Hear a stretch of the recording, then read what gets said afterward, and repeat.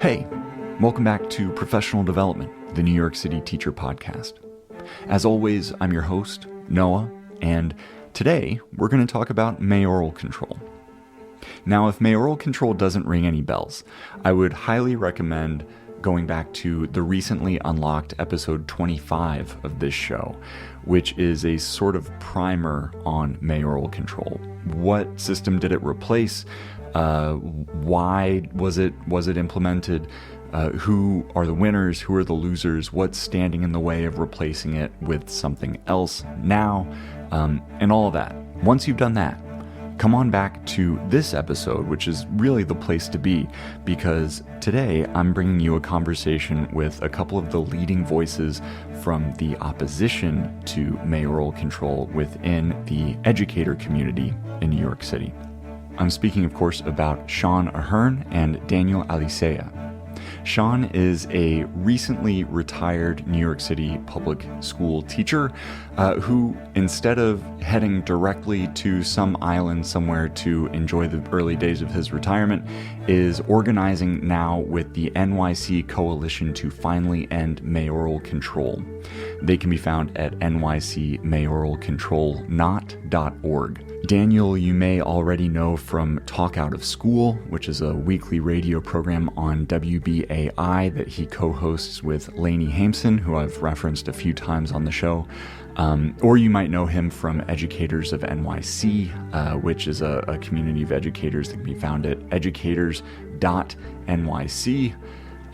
Or you may know him from his work with the UFC as they prepare for this year's UFT elections. When he's not busy organizing with these groups, he is teaching special ed down in Queens. Sean, Daniel, thank you so much for being here today to talk about mayoral control and the organizing work that you are doing to address it. My pleasure. Thanks for having me. Thank you so much for having me as well. So, Sean, you retired in July, and congratulations. Thank you. What brought you back into this setting where we're here talking about mayoral control on a Saturday evening?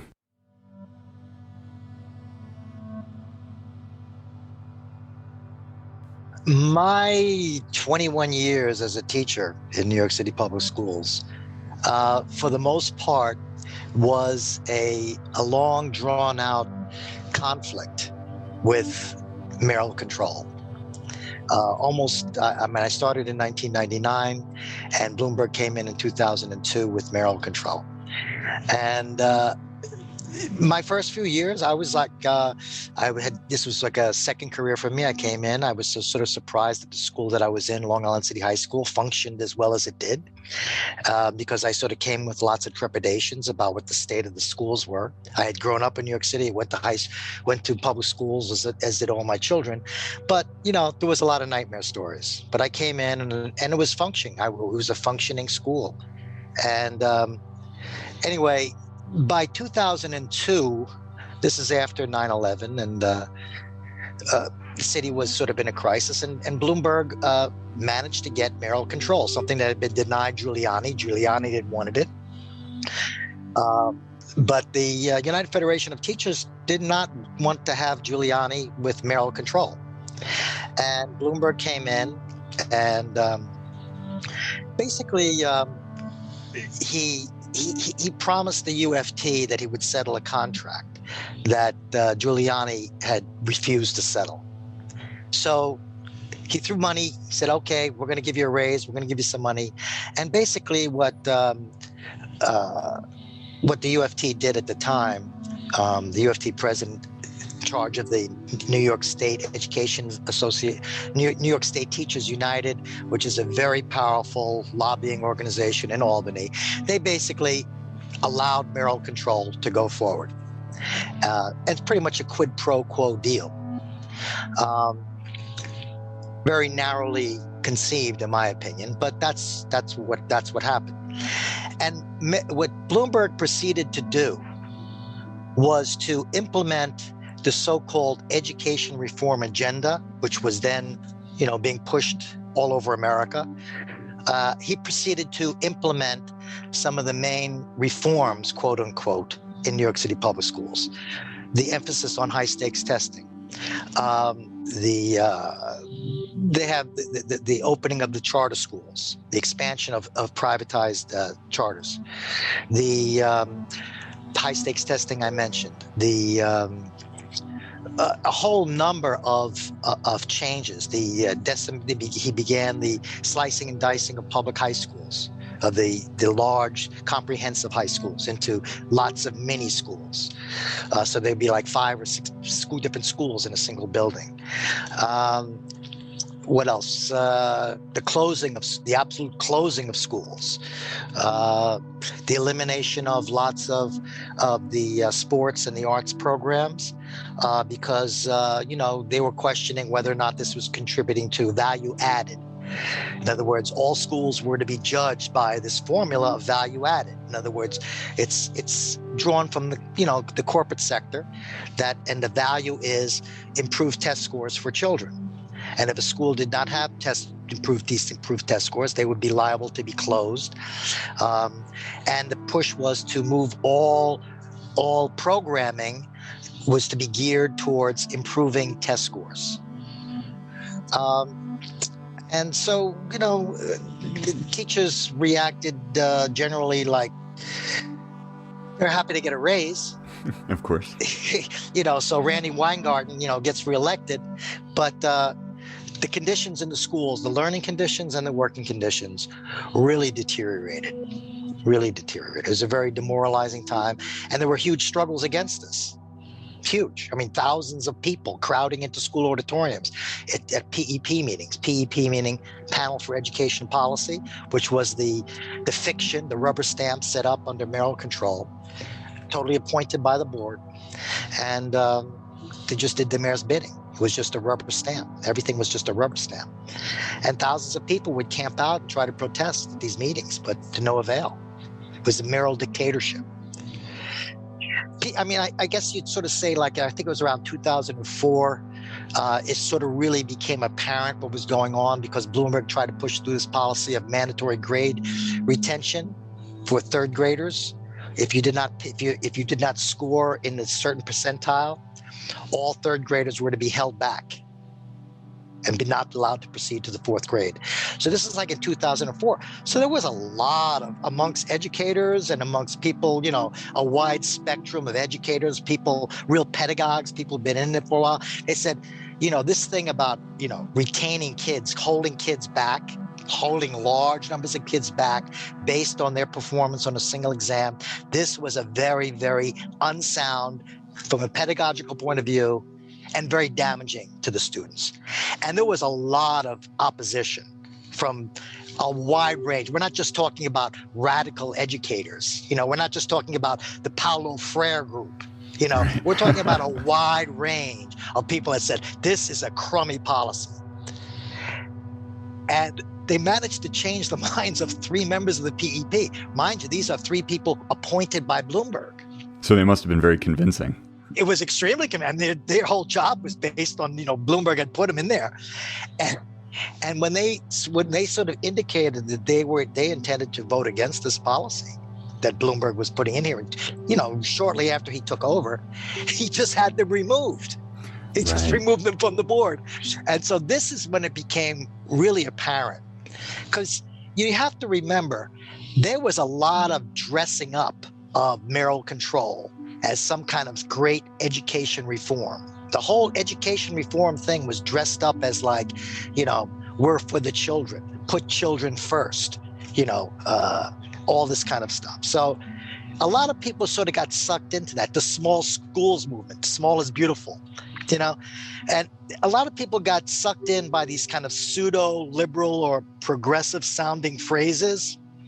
And, but, it didn't last. The honeymoon didn't last too long. I'm listening to Sean, and in some of my readings, I understand that Randy initially pushed back on any attempts by Bloomberg, threatened a lawsuit if they tried, and yet on the very same day that the 2002 contract was announced, just a couple hours later, they announced mayoral control of New York City schools. So absolutely a quid pro quo arrangement that they had made on the very same day both of these contracts were announced.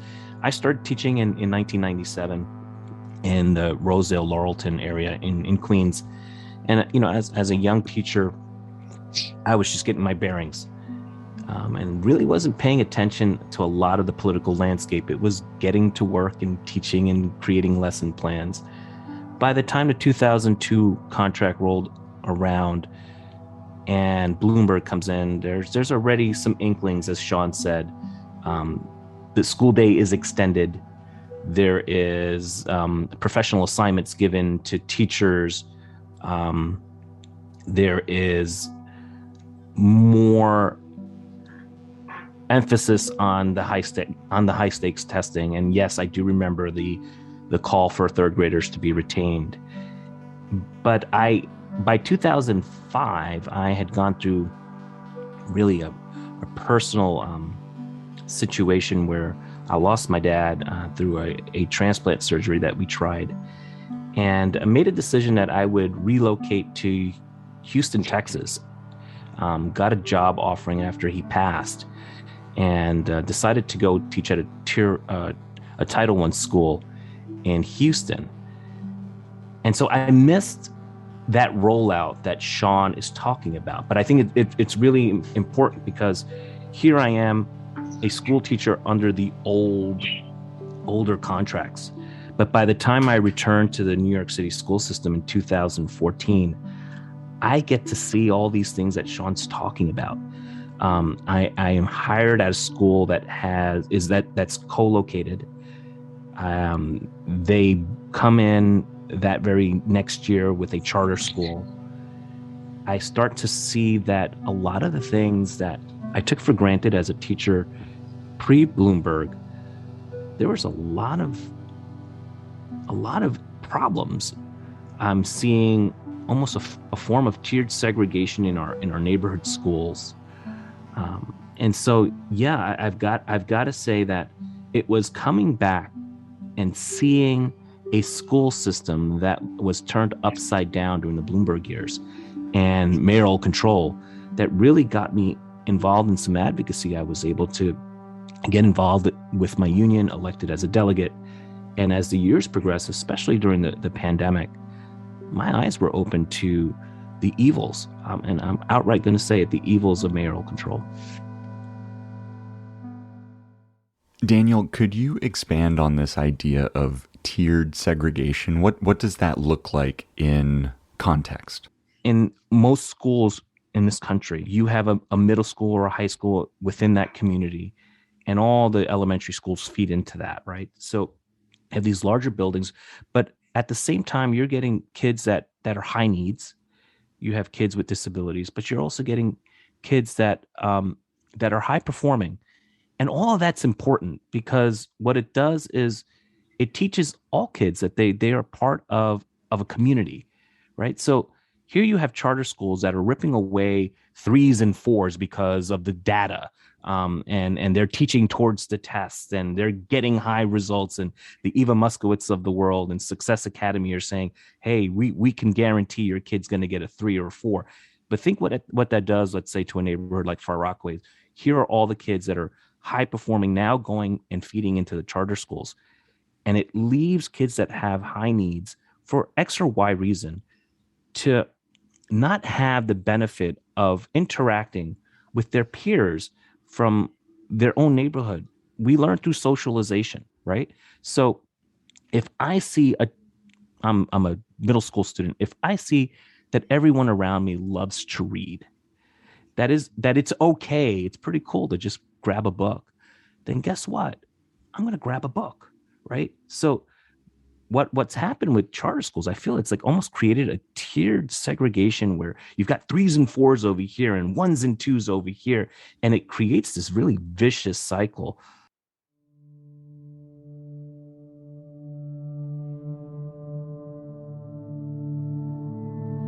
Sean, you mentioned that Long Island City High School was more or less functional when you started teaching in the DOE.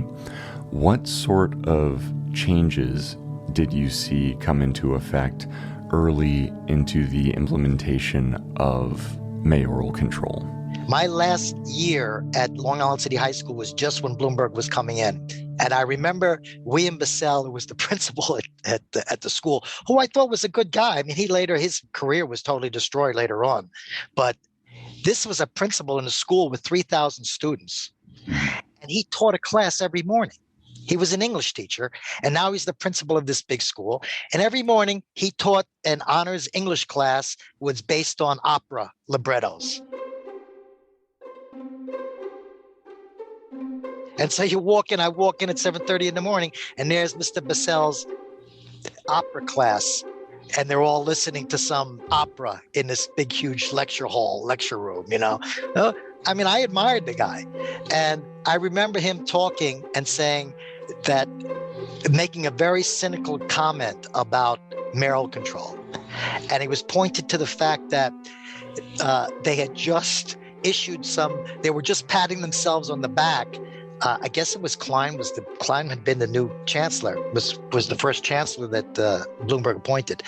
And so they're patting themselves on the back already for an improvement in school scores. And so Bissell is saying they weren't around when these kids were were being prepped to take these exams or were being in the class, but they're already congratulating themselves on the improvement in test scores. So he was already like, oh God, what a bunch of phonies and fakers, and he didn't last too long in the system. And I thought he was, people might have different opinions of him later on, but so I went to a different small school, experimental school in the Lower East Side, Manhattan, with a great principal. I couldn't believe these guys were like excited, enthusiastic. He was like, he had been an assistant principal in another high school in downtown Manhattan. He was brought here to run this, and he attracted this great enthusiastic staff, and we were all there working hard. And then it's just like the machine starts to come in, and they pulled him out of that school to open up another school. And it was just basically after 2002, 2003, it was all downhill. It was regimentation. It was this feeling that every teacher was a fuck up, and every teacher could not be trusted to get with the program, and every teacher was responsible for student failure, and every teacher was basically the problem with the New York City public school system. And they brought in this guy who had been the CEO of General Electric to run the principal school, Welch, I think that was his name. Anyway, he had been the CEO of General Electric, this great transition from the major industrial company to this kind of insurance company and finance company, on steroids. They also were well known for polluting the Hudson River. So he had done such a great job as CEO of General Electric, now making it, of course, a profitable corporation by selling off assets and doing all these other kind of financial wheeling and dealing. But anyway, they hired him because he was such a great manager. His managerial theory: praise 10%, tolerate 80%, and fire 10%. They had done such a great job with American auto companies. Why not bring it to the school system, right? So you don't have to really know anything about making a car. You just have to know how to manage the finances. You don't really have to know that much about teaching children in a classroom, but you have to know how to manage this institution, right? So that's the strategy. And it's just teachers are the enemy. Parents can't be trusted to manage their own system. And we, as the experts, trained in the rarefied world of the corporate managerial systems, are going to come in here. Bloomberg has got all this money. He can buy off all the opposition and silence everybody. He's got the media, run for a third term. No problem. You're not allowed to run for a third term? No problem. Everybody's got a job. Everybody's taken care of on the city council, and everybody raises their hand at the proper time. He's got a third term. So he's mayor for 12 years. The hypocrisy didn't end. And, I had my own run-ins. I was a chapter leader briefly. I mean, I come from a union background. And so when I started to see these clowns come into the schools, I mean, I know how to mess somebody up in management, but I didn't feel it was appropriate, in a school setting. I says, I'm not working in a factory now. I'm not working in on the railroad now. This is a school. Right. And we're supposed that, so it's not like my approach should not be, how can I screw this up? How can I make it unmanageable? The last thing I wanted to do was add more chaos to a school, but these motherfuckers they were creating chaos and then using the chaos that they created to shut schools down and to say the schools are worthless, they were unreformable, the teachers are bad. All we have to here's the solution, the charter school. And there's I know I'm talking at length here and you can edit it all down, but there's one other thing, because as I said, I became a teacher, I was almost 40 years old, and so I'd had a lot of previous careers. But I remember having been a high school student in 1968 in New York City, in the Lower East Side at Seward Park High School. I remember the New York City teacher strike. For some background on the 1968 teachers' strike, check out episode 8, The History of the UFT, Part 1. And I remember the conflict that caused. And I remember that one of the main demands of the community, because I was in District 1, I was in the Lower East Side, which was one of the experimental districts, along with Ocean Hill, Brownsville, the Lower East Side, and Harlem. So I was a student in one of these experimental community control districts. And I remember one of the main demands of the community control forces, this is way back in 1968, right? I'm like, what am I, 1968, I'm 15 years old, in ninth grade, right? But I remember that one of the main demands was there was hardly, there was no Black or Latino teachers. I think when I was in 11th grade, I think I had one science teacher who was an African American. That was the first time I ever encountered a Black educator. There was I don't remember any Latino educators. And that was one of the main demands in the community control struggle. It's like, how come, at that time, maybe there was between Black and Puerto Rican, maybe there was 40% of the student body. Right. Might have been made up by Black and Puerto Rican students. And the Lower East Side, it was more. But that was one of the main demands. How come, there's a lot of educated Black and Puerto Rican people in New York City. How come they can't get a job in the Board of Education, right? So that was a big demand. So when Bloomberg comes in, I said, I wonder what the numbers are now, right? So, because I said, I never intended to be a teacher, but now I'm a teacher. What has changed in the teaching staff? So I sort of got some numbers from Amy Moskowitz at the time was on the city council, and she was head of the education committee on the city council in 2001 or something like that. And so I went to her office and I asked for some statistics, and they handed me a printout of hiring new hires in the Board of Education. So maybe it was. Maybe I got this, maybe it was back in 2003. But anyway, it showed the first year that Bloomberg and Klein were in charge of the Board of Education. Mm-hmm. A few years previously, and the chance showed the first year. And it was this dramatic fall off in the number of hired Black and Latino teachers in the first year of Bloomberg and Klein's running in the system. And this intrigued us because it looked like it was going up and up and up. And there was way more in 1999, 2000, 2001. There was a way higher percentage of Black and Latino educators in New York City public schools than there was in 1968, 1969.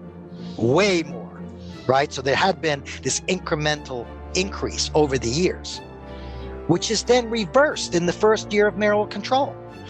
And so I have these numbers and I went around, I showed them to people, and over the years, I showed them to a lot of other teachers. And finally, we got a resolution passed in the delegate assembly in the UFT, because I was saying, the UFT, you're fucked up in 1968.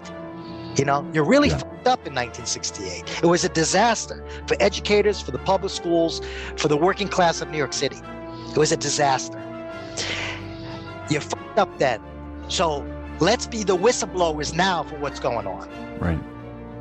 And eventually, it's like pulling teeth. It's like, oh no, what are you saying, Sean? You're saying that the white teachers can't teach the black kids, blah, blah, blah, blah. Lots of defensiveness and stuff like that. But eventually people said that, it makes sense that we should, the union has changed, the membership has changed. You want solidarity. Yeah. Why the fuck is Bloomberg and Klein, why are their hiring policies reversing a 30-year trend? Right. We got to be the whistleblowers on this. So that was another factor here that was going on, because like they're changing the character of the principal, of the administrative staff, and they're changing the status. They're changing the teaching staff, because it's like, again, their theory of we want the best and the brightest. So what does that mean? That means you want somebody from a prestigious public or private university with a high GPA who's going to come and, maybe spend a few years like being in the Peace Corps in New York City Public School. So you have like Teach for America, you have all these kind of things, right?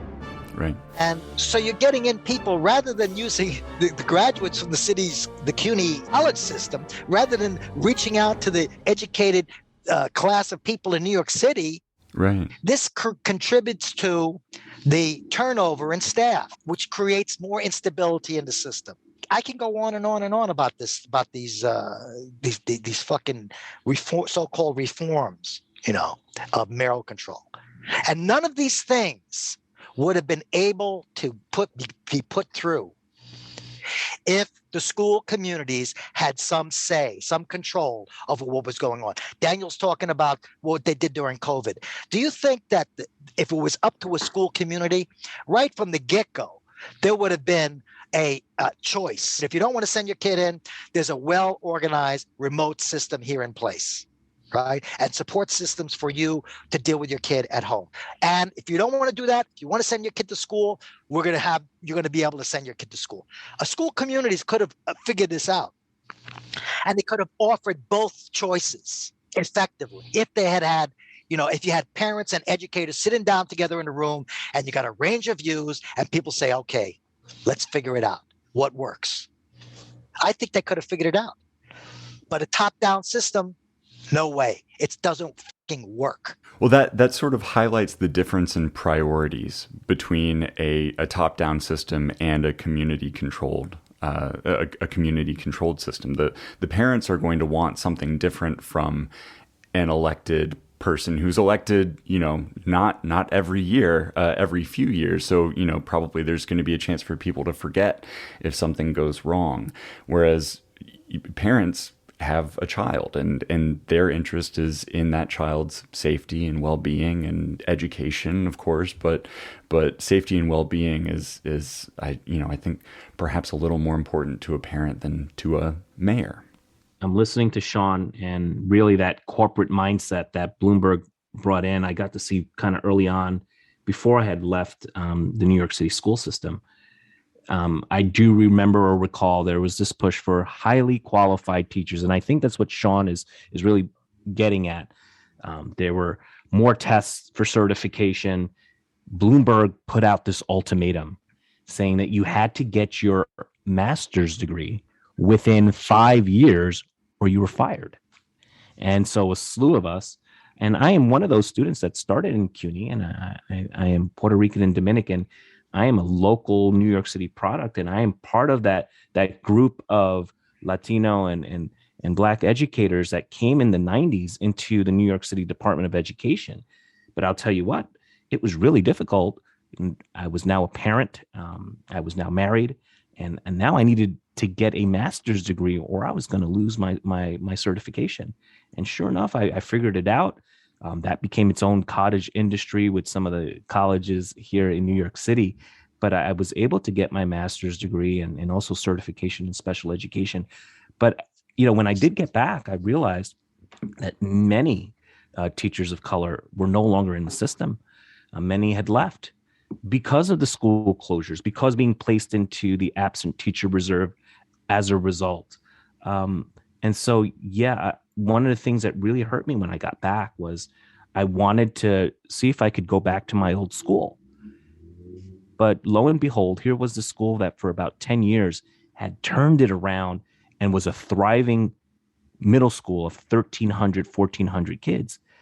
But when that principal left and the Bloomberg machine got started, before you know it, the school was closed. And so I tried to apply. There was 3 schools in the building that used to be IS 231, but they went through all of those PEP meetings and closure meetings, and heartbreaking to think that that community lost a hub, a centerpiece of their identity. We need to realize that our schools are a centerpiece to neighborhoods. Some of these schools have been there for generations, and can no longer can an uncle or grandmother say, "Hey, I went to that school." No, that's just an entirely different school. That school doesn't exist anymore, and so it rips away from the identity and the fabric of our children and our communities. And so one of the heartbreaking things, like I said, was coming back and seeing some of that, and then coming back and seeing some of the things that Sean talked about as far as the way principals were now given control over their budgets, consultants all over the place when I got back. And I said, well, where are the coaches and pedagogues teaching one another, and improving their craft?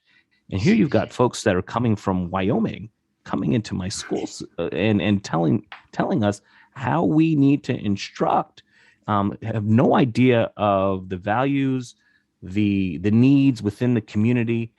And so, yeah, all of that kind of resonates with me, especially watching how principals then had a lot of control over who they wanted, who they didn't want. They set up this system where folks were being discontinued and placed in the absent teacher reserve. And so, yeah, I can definitely see that, especially after coming back after 8 years into New York City schools, seeing principals who came out of those that academy that Sean is talking about, that mindset that somehow schools should be run as some type of corporate entity. It's still prevalent in so many of our schools, and I think it's damaging public education. Yeah, the corporate mindset is it's such an interesting thing to then try and apply to a school where we're not making widgets. We're making entire human beings. We're educating entire human beings. So to then take a look at such a very narrow pool of variables and say, like, this school is doing a good job, this school is not doing a good job because of just this variable, it makes sense that we end up externalizing so many important aspects of schooling, like the legacy of being able to say that I went to this school, my aunt and uncle went to this school, my mom, dad, grandma, grandpa went to this school. Those schools don't exist anymore, and the reason they don't exist anymore is because they were not they were externalized. They were not part of that narrow pool of variables, and so they were fed to this corporate system that only recognizes 1s, 0s, 2s, 3s, 4s, and that sort of thing. It's tragic.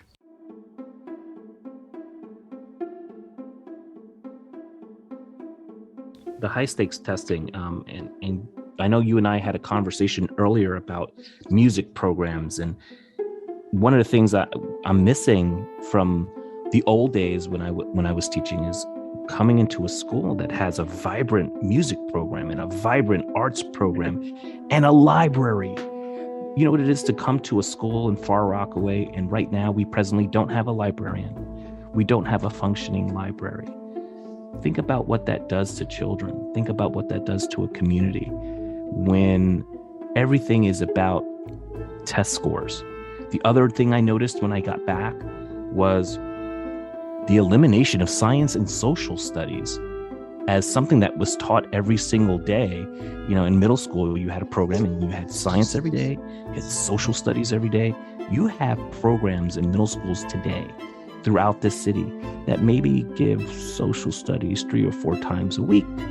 and there's one day that they don't, technology programs that were vibrant, that were teaching kids coding, teaching kids how to use word processing and even research skills. Technology classes today inside of this post-Bloomberg school system of mayoral control, because they're concerned about high-stakes testing, they're in their technology classes today doing test prep or working on a math program or working on a reading program through the computers. And we saw how technologically illiterate our children were during the during the pandemic, when our kids could barely get on Google Classroom. They could barely format a Word document because of the technological illiteracy that they are now suffering from as a result of mayoral control and this emphasis on just testing. It's like, having grown up in the New York City public schools, I remember as a child on the Lower East Side, poor working class neighborhood, right? 1960s, it was pretty rough times. But I went into a school, I remember my junior high school 12, Corlears Junior High School 12, Lower East Side, Madison Street. And in 7th grade, I went into the school auditorium and I heard they had a chorus class, they had a band, they had an orchestra, right? And I remember in 7th grade listening to the Hallelujah chorus being sung by the senior class. I was 7th grade. And that auditorium, that music, I had never heard it before, but it was like I was uplifted. I was like, oh my God, this is like the walls shook. This was the most beautiful sound I ever heard. My brother, my sister, and myself, all of us were able to study music on the Lower East Side in the settlement houses, right? My brother, because of the schools that he went to, the local public schools, he took oboe for the orchestra. He went on to be a professional oboe player, just from the New York City public schools. He eventually got a scholarship to go to Yale Music School. He ended up as a teacher. That's a long story, but these were I think that people have lost a sense of what a school can mean to a kid, of what it can offer to children, whether it's in music or the arts or sports, the whole range of human abilities that schools should be offering to engage students wherever they're at in a positive experience. And all of that has been swept aside by this narrow functionality of, getting this grade on an exam, placing that as the be-all and end-all. And we all know that through test prep and exams, and the people who have the access to the test prep, and the kid has the ability to sit still all that time and go through all these droning, boring lessons of test prep. Okay, that's the people who we are going to say, this is the pride of the system. This is the greatest success of humanity. What are we doing here? This is a kind of thought police, kind of social control system that has been put in place by mayoral control. This is not people coming together as a community and making decisions about their children and about their workplace, their careers, the proper course, engaging in a dialogue. That's democracy. And that has been destroyed. That has been eliminated. The most basic form, the most basic level of a democratic experience has been removed by mayoral control.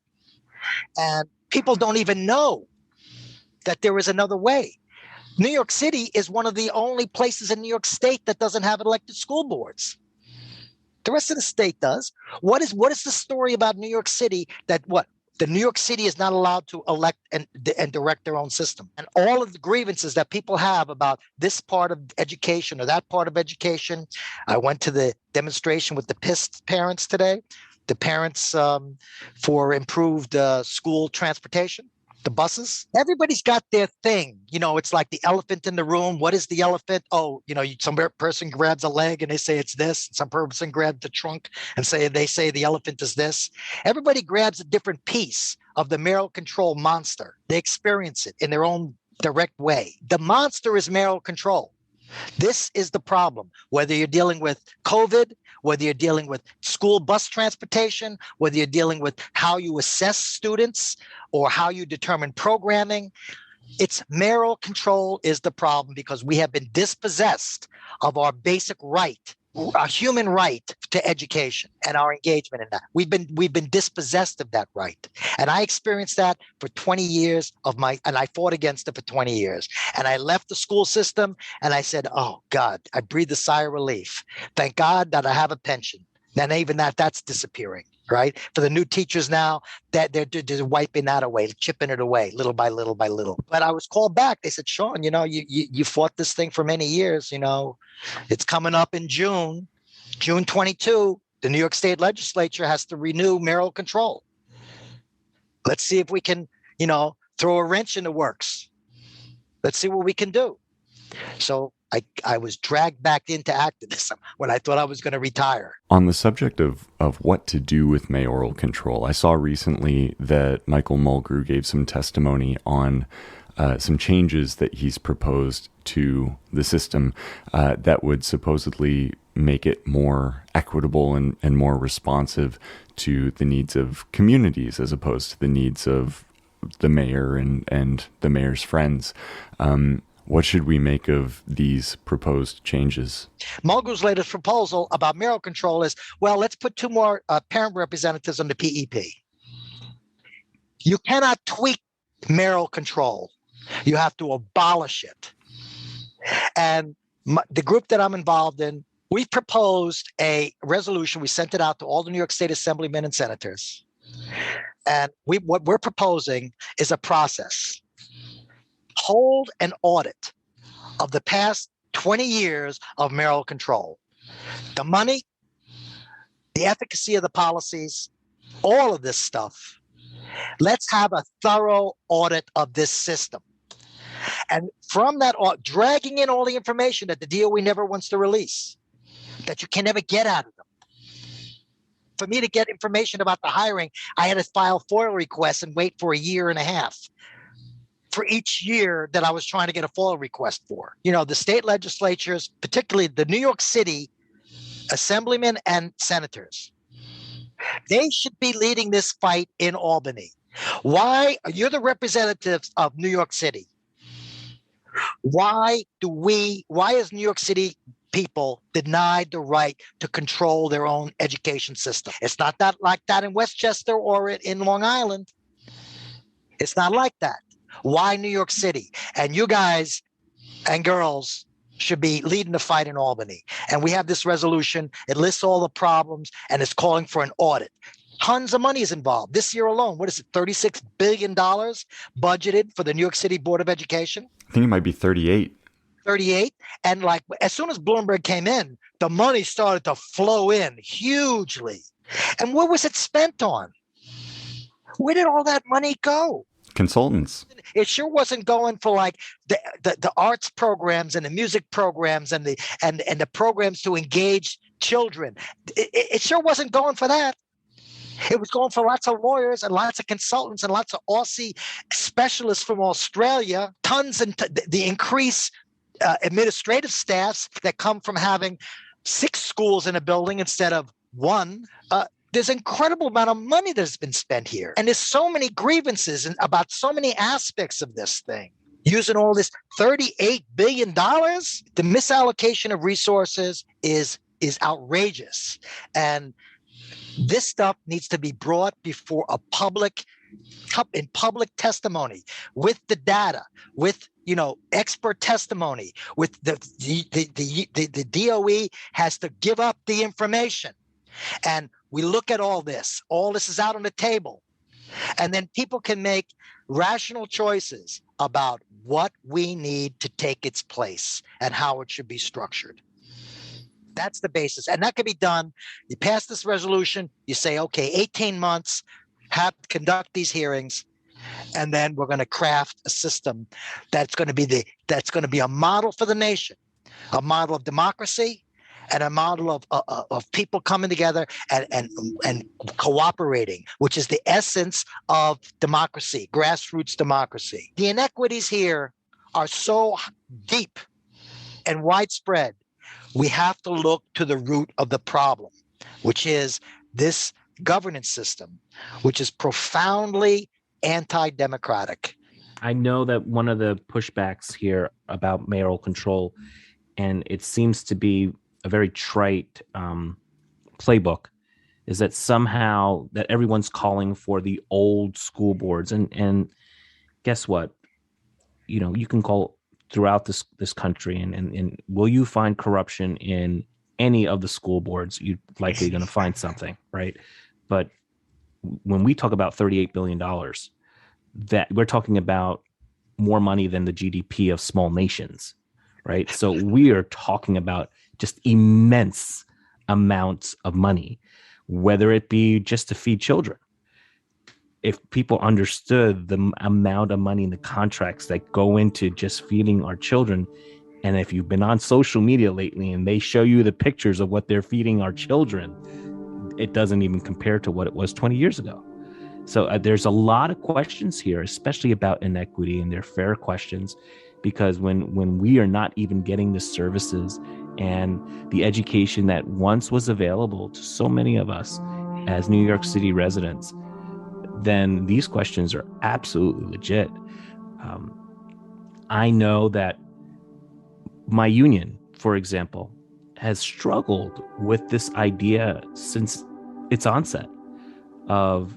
We know about Ocean Hill and Brownsville, and yes, there was a teacher strike and workers' rights on one side and self-determination on the other, but our union didn't handle that in a way that I'm proud of. Definitely could have handled that in a way that they partnered with the folks in the community. And even right now, they have this opportunity to partner with folks that are in this coalition, the Coalition to Finally End Mayoral Control, and other groups that have been begging this school system to reform itself, to change, to topple this top-down system.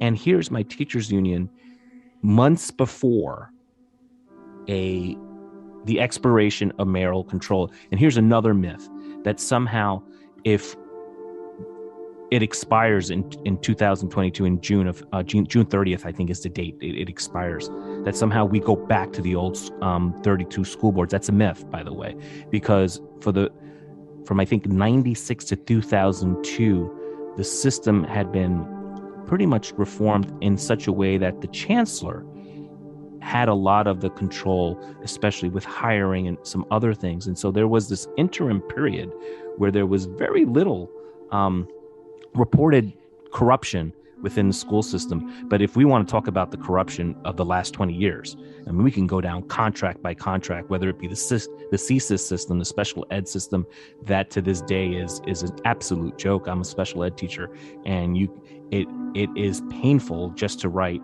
IEPs in this antiquated database that they've created, or just even during the pandemic, the millions of dollars that we gave a company, mayoral control was at its highest during this pandemic, because what happened was that the mayor took emergency control of the budgets. So de Blasio gives this contract to Paul Cialos for these IntelliPure purifiers that are supposed to help with ventilation, millions of dollars given towards that contract, only to find out that they are substandard purifiers that do not have HEPA filters. And so here we are in 2022, and we're watching billions of dollars just flow through this system of mayoral control. Very, very sad.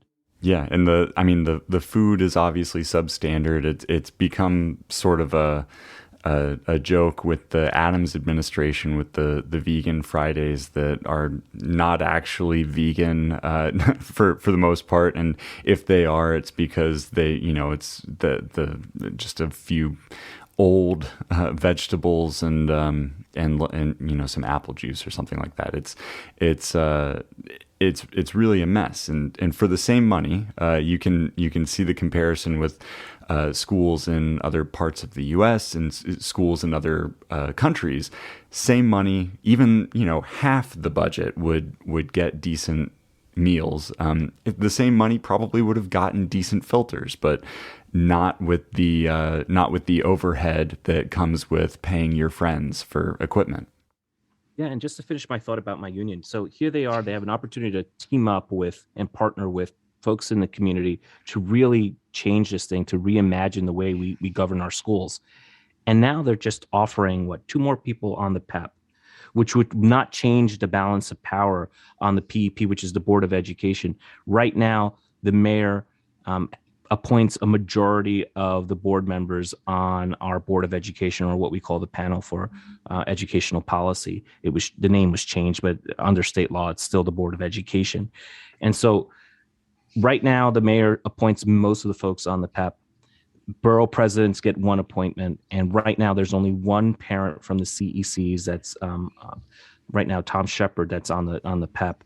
And to offer, just as our union is offering 2 more, that would not change the balance of power on that Board of Education.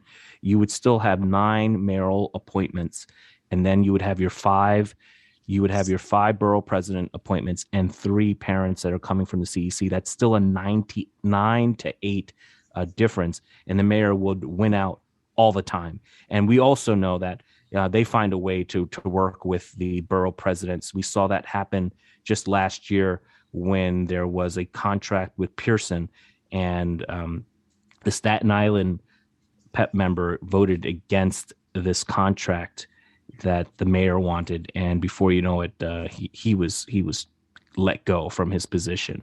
And so that offering of having just somehow that's going to be a Band-Aid on something that's hemorrhaging, that somehow all we have to do right now to fix mayoral control is somehow get the PEP number right, when there's so many levels to this. And all folks like at the Coalition to Finally End Mayoral Control, and there are other groups. There were groups that I know Sean is aware of, the Parent Commission that happened in about 2009 to about 2014. They have made recommendations. Even the UFT has recommendations from 2013 that are a lot more comprehensive than what we are offering right now. And so we've got to reform this thing, from the bottom up. There's SLTs that are no longer have any power. PTA presidents who no longer have any say in so many of the dealings in their schools. On a district level, the CECs have been declawed from any real authority. And so I know that there are many ideas out there, but it does start with saying, you know what, this isn't working. And yes, let's open the books.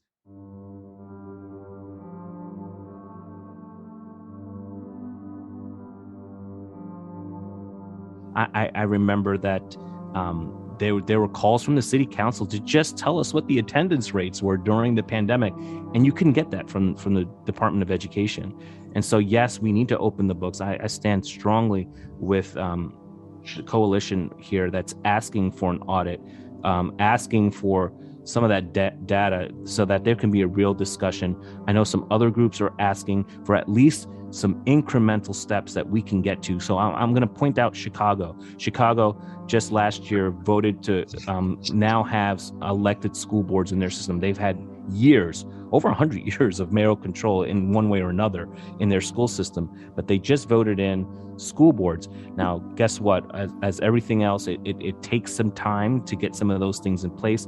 And so I think there's some steps to that. First there'll be something like 10 geographic areas that will be able to vote in parents or their own members into their school board.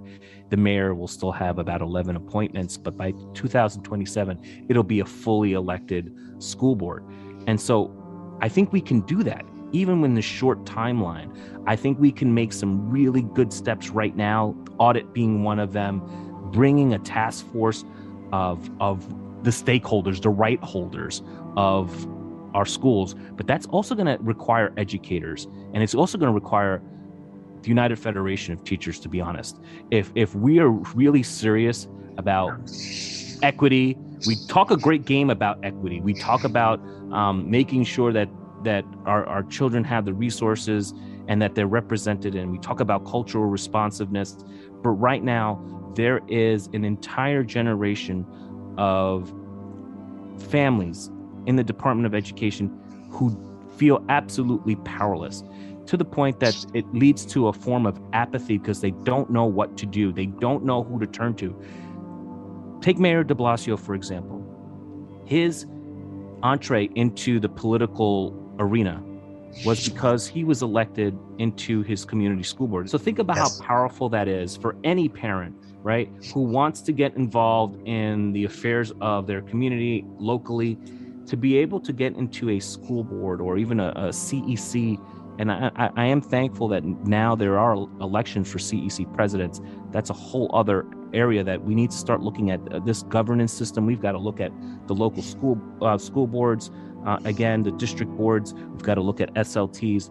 But understanding, as Sean had said, that the democracy begins, especially here in New York City, for many years, it began for many folks being at a school board meeting and having their voices and having their voices heard, having a dialogue, and through democracy. But all of that's been ripped away, and it blows my mind that somehow we think that adding 2 more parents on a PEP is going to fix this thing. It's not. If I was Mulgrew, well, you think I would even think of like, well, geez, maybe mayoral control is a possible, card that we can play. We'll let you have mayoral control as long as you give us 1, 2, 3. But Mulgrew isn't even doing that. He's not even trying to put it on the table and say, we're against mayoral control, loud and clear. Put that out as a bargaining position. And then if the mayor wants to come back and say, well, we'll give you this, this, and this, but just soften your attack on mayoral control. But Mulgrew is already defeated. He's mentally beaten. The UFT is mentally beaten already.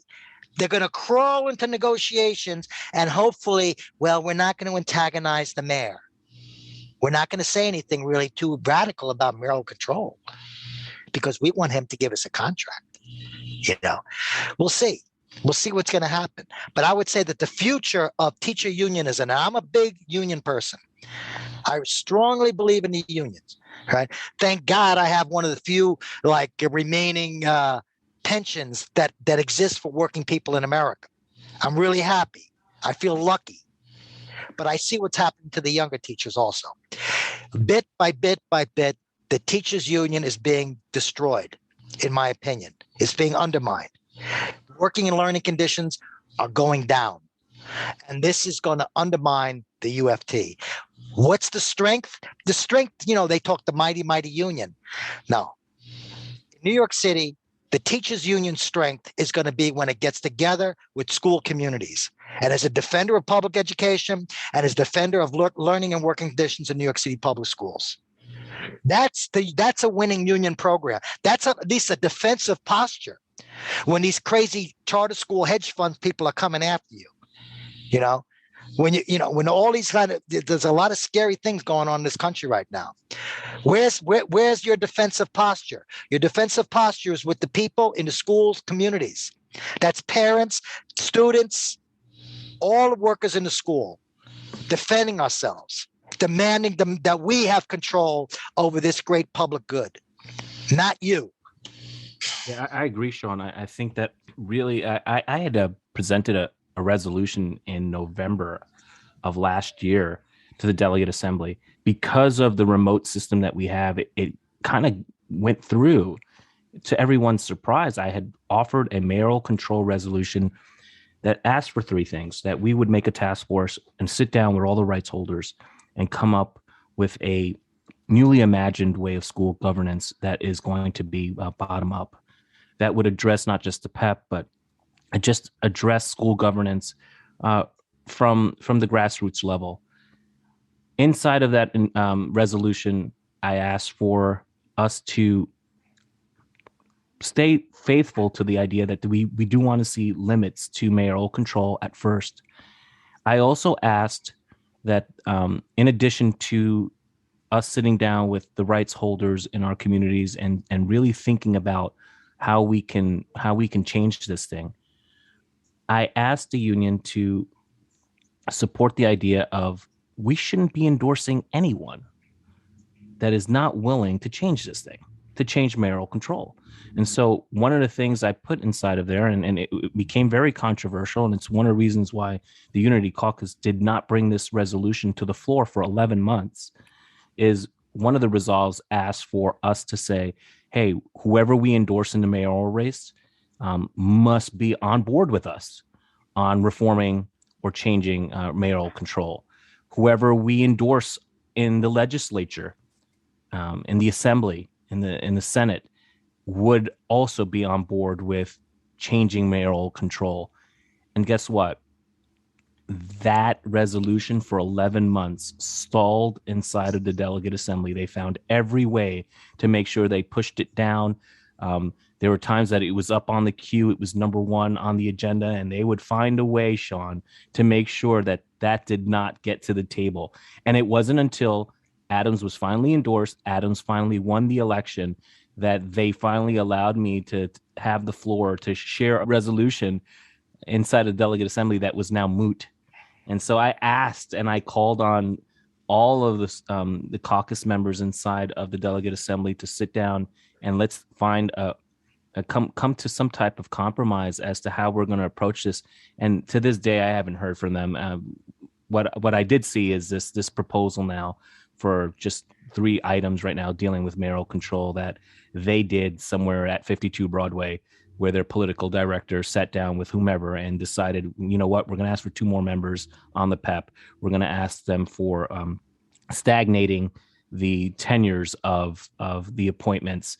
And it does very, very little to deal with all of the complex layers of school governance.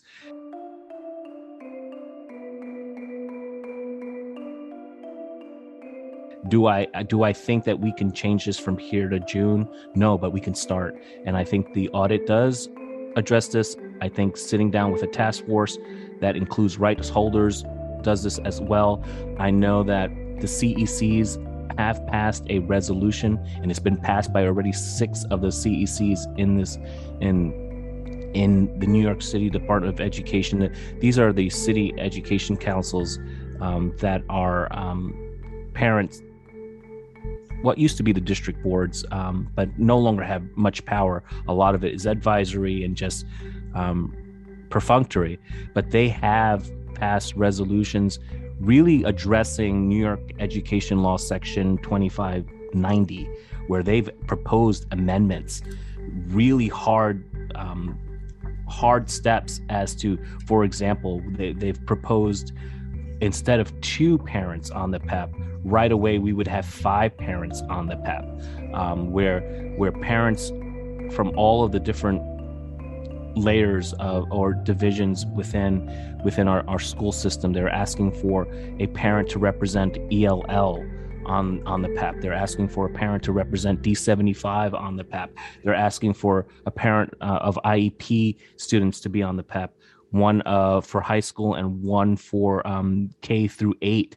That's just one of the many different ideas that are out there. There are so many ideas. I know, speaking to Sam Anderson, that they have pages of drafted legislation already ready to go with ideas on how we can democratize this thing, whether it be making sure that the C30 process is not just some nominal thing where district superintendents still have power to decide who is the principal at a local neighborhood school, but then does not allow really the parents and teachers and educators in that school to really have a real voice in who becomes the principal or the leader, the educational leader at their schools. And so I really do think there's lots of really hard ideas out there. Don't be fooled. There's a lot of rhetoric.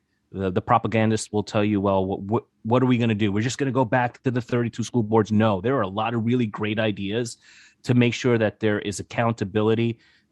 We need the controller, New York City controller, or someone to be able to be an independent auditor of some of these contracts that are out there. There's so little oversight over these contracts that there's just so many different layers that we can put in a reimagined school governance system. But we've got to allow the parents of the city, the families of the city, and educators need to team up with them and say, you know what, enough's enough. We are New York City's brightest. We're New York City's smartest. The United Federation of Teachers represents 180,000 educators. I had a principal who used to say that the answer's in the room. The answer is in this city. We have answers to how we can make our school system better, but give us a chance. Right now, as Sean has said, we're dealing with a system that is just perpetuating structural racism and systemic racism, and it has allowed the profiteers to continue to profit on the $38 billion budget that we have in New York City schools. For the listener at home who is potentially a teacher, potentially a parent, for some reason they're listening to the show, so I imagine they are a stakeholder of some sort in New York City schools or maybe in education in general. What is their next step in order to get involved in ending mayoral control once and for all? Oh, you want to tell them about the coalition to finally end mayoral control? Because that's one of the places I'd send them to. Yeah, we have an organization. There's our website over here. That website again is www.nycmayoralcontrolnot.org. There are a lot of resources there. You mentioned, and I think Daniel mentioned, like previous reports, previous studies done. They're all up there. In addition, our resolution that I mentioned before, that is being sent to all assembly people and state senators, calling for this audit, a financial audit and a program audit, open to the public. It's not like Benedetto sits up in the assembly and gets to pick who's going to come and talk to his committee, right? It's a public audit that is organized and conducts its reporting over extended period. It's not a 1 or 2 day thing. It's an in-depth audit and report. The stuff is out there in the public, and on this basis, we can decide what should take its place. And so all that stuff is on this. You can see the resolution. You can contact your state senator and your state assembly person and say, "Have you supported this resolution? This resolution, can we have an audit?" I don't know. I don't have all the answers to mayoral control, what should take its place. But has there ever been an audit of this hundreds of billions of dollars of public money poured into this system? This is like worse than the Pentagon. Let's have the audit. Let's see what's up. And let's have a discussion about what the policies are. And, there's going to be a lot of disagreement and wide range of policies. But you put the people in the room who have to live in this system, and they will find out a better way to run it than what we have now. I'm convinced of it. We're also going to be, Daniel told me about I'm a little out of it, but the UFT is having its delegate assembly this coming Wednesday. And we're going to be out there with my banner, and we're going to have copies of the resolution, and we're going to hand them out to the delegates as they walk into the meeting so that they can see what's going on. And if I have time, I'll print up a little news, a little press release from the committee calling upon the UFT to apologize to the people of New York City for their role in bringing us mayoral control. That would be like the first. That would be like the first step you could do, Mogro. Say you're sorry. We made a mistake, okay? But we want to be now on the right side, right? We made a mistake. We don't want to be so short-sighted. We sold out our legacy for a bag of beans, but we're not going to do that. So anyway, that's also, we're going to be having a film showing. We have regular, we've been doing it on Zoom. We get about 100 people coming, film showings and panel discussions. Our next one is going to be for all of you young teachers out there or parents, if you've never heard of a film called The Inconvenient Truth About Waiting for Superman, it was a documentary made in, I think it was 2009 or 2010. It was just, it just really depicts the history of struggle that people have been engaged in. And I lived through. It was a very hot time of struggle. People in the streets, 4 o'clock in the morning, thousands of people packed into school auditoriums. It was big, Of course, the media didn't but this film really documents it in a very, very excellent way, very dramatic way, very good film. So we're going to have the film, and we're going to have some people who were in the film talking about it afterwards. Norm said he was going to be there. He's the person who made the film, and one of the people who made the film, instrumental in making it. And so we'll have a discussion. There'll be time for people to call in questions, and you can go to the website and you can send your name in there to get more information, to join, become a member. We have weekly meetings, and we're just trying to do what we can do. We're all up against it, but I think that if rather than just feeling helpless, I think that there is strength in numbers, and we definitely have right on our side, but we have to overcome the defeatism and the isolation, and that's what we're trying to do. I think the pandemic has gotten a lot of people to kind of wake up to certain things, but at the same time has made it more difficult for us to meet in certain meeting places.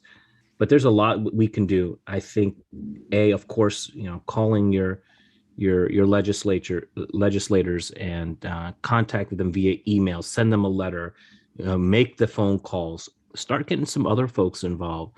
It really starts in a granular place. I think SLTs can be really a place where parents and educators can start having these conversations, and maybe at the next SLT meeting, show up and say, hey, what are we doing, and what are we going to do about mayoral control, which is about to expire or be called up for a vote in June, and maybe start speaking to some parents at the school, speaking to educators, so they start making these phone calls. And before you know it, you've got yourself a movement.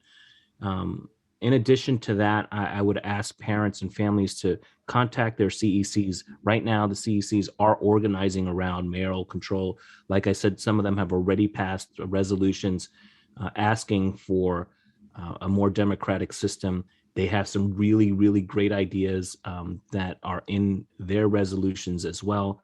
Again, going through some of the layers of the state law, whether it be on a district level, whether it be at a school level, whether it be on the PEP. And so I would encourage parents, now that CECs are more democratic, get involved in your local CEC district board, go to the meeting, listen to what they've got to say. And I'm sure many of them are starting to organize around this as well. And more importantly, as educators, I think now that we are in an election season for our union leadership, we need to really ask ourselves whether or not the leadership is serious about so many things, whether it be a contract or whether or not they've been really serious about mayoral control. We saw just with class size that there was this push for about 4 or 5 weeks for class size. It didn't pass, and then we kind of left it alone. And that's been the case, for the last 50 years when it comes to class size. And I'll tell you what, most educators I speak to who have been in this school system will tell you that leadership will tell you that they're against mayoral control, but then when push comes to shove, you get the suggestions that you just got from Mogru and the NYC as to how they're going to handle a mayoral control. And so I think really with this election coming up, really make a decision about what direction do you want our union to go? Do you want a stronger, bolder union that is going to fight things like mayoral control, fight for a stronger contract, or are we just going to go with the status quo where everything is kind of just left in place? Sean, Daniel, thank you both so much for being here, for taking the time to explain mayoral control and all of its flaws and the threat that it poses, but also the possible solutions and our next steps. I can't tell you how much I appreciate it. So much, Sean. And thank you so much, Noah, for having me. So let me know when you're going to put it up there. Will do. And we'll circulate it around. Absolutely. Absolutely. All right. Thanks, guys. Okay. Good luck. Thank you very much.